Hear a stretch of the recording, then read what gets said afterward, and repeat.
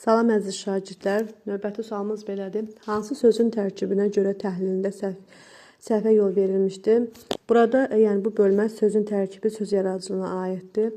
Əvvəlcə onu deyim ki, sözün tərkibi iki hissədən ibarətdir. Kök və şəkilçi. Kök sözün ayaqda işlənə bilən, müstəqil leksik və qrammatik mənası olan hissəsidir. Şəkilçi isə sözün ayrıqda işlənə bilməyən, yalnız kökə qoşularaq leksik və qrammatik məna yaradan hissəsidir. Şəkilçilər mənasına görə iki yerə bölünür. Leksik və qrammatik şəkilçilər və onlar 1, 2 və 4 cür yazılır. Söz arxası və söz önü kimi növlərə bölünür.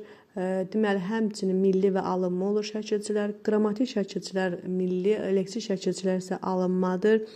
Alınma və milli olur. Leksik şəkilçilər sözün quruluşunu dəyişir. Qrammatik şəkilçilər isə sözün formasını dəyişir. İndi isə keçək testimizin izahına. Testimizin izahında belədir ki, bizə səhv cavabı soruşur. Yaxşılıq A bəndində yaxşılıqdan sözünü yazaq əvvəlcə.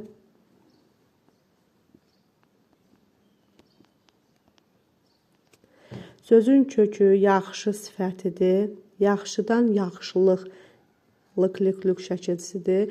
İsim yaranıb dan isə qrammatik şəkilçisidir. Bildiyimiz kimi bir kök, bir leksik, bir qrammatik düzgündür, amma bizdən səhv soruşur, uyğun gəlmədi, getdi. B bəndindən keçək, gözəlləşməkdir.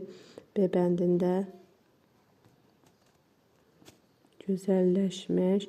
Sözün kökü gözəl sifətidir. Gözəldən gözəlləş, laşləş şəkilçisidir. Nə etmək? Makmək də bildiyimiz kimi məsdər şəklisi, qrammatik şəklisidir. Yəni bir kök, bir leksik, bir qrammatik. O da düzgündür, amma bizdən səhv soruşur, olmadı. C bəndinə keçirik. Döyüşçülərimiz sözüdür.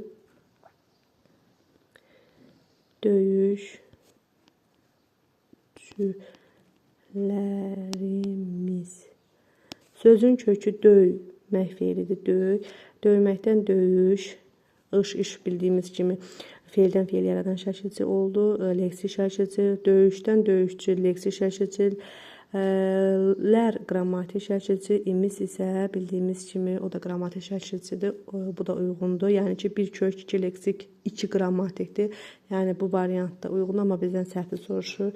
D bəndinə keçək. Evimizdəkilər. Evimizdəkilər. Sözün kökü ev isimidir. Evdən evimiz, bildiyimiz kimi imiz mənsubiyyət şəkilçisi qrammatikdir.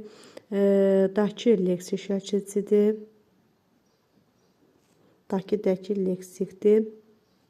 Lər isə qrammatik şəkilçisidir. Deməli, bir kök, iki qrammatik, bir leksikdir. Burada isə bir kök yazıda, bir kök, iki leksik, iki qrammatik verib variantda, amma səhvdir bir kök. Deməli, iki qrammatik, bir leksik olmalı. Düzgün cavab bizdən də səhvi soruşduğuna görə D bəndidir. Keçək Y-yə, onu da izahına verək. Yazışmadı. Sözün kökü yaz feilidir, yazmaq. Yazmaqdan yazış, iş, leksik şəkilçisi. Ma da leksik şəkilçisidir. Yazışma nə? Deməli, burada da bir kök, iki leksikdir. Bu da uyğun, düzdür, yazılışda bir kök leksikdir. Yəni düzgün var, amma bizdən səhvi soruşur, ona görə də olmadı. Düzgün cavab D bəndidir. Yəni bir kök, iki leksik, bir də iki qrammatik yazıbdır, amma bir kök, iki qrammatik, bir leksik olmalıdır. Ona görə düzgün cavab D bəndi götürürük, səhv soruşduğuna görə. Oldu, çox sağ olun.